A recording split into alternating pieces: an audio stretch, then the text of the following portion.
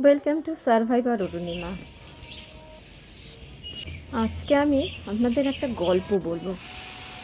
গল্পটা আপনাদের সবার চেনা, ঘরে ঘরের এই গল্প।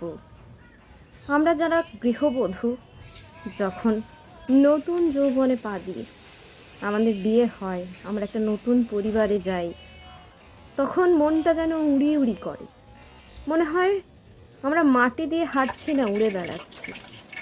তারপর কীভাবে যেন সংসারে সকলের সেবা করতে করতে সংসারের চাকায় তার ডানা দুটি জুড়ে যায়, আগুনের সঙ্গে সঙ্গে সে দুটি পুড়ে যায়।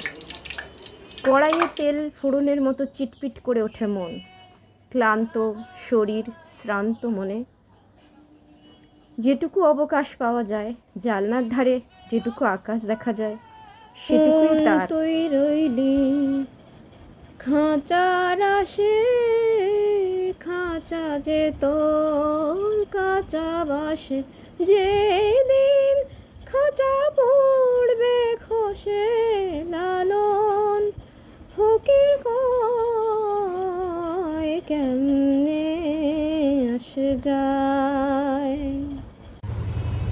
ভাতের থালায় নিত্য নতুন খাবার সাজিয়ে দিতে দিতে মন যেন মনে হয় যে কখন বয়সটা চলে গেল সে ধরতেই পারল না।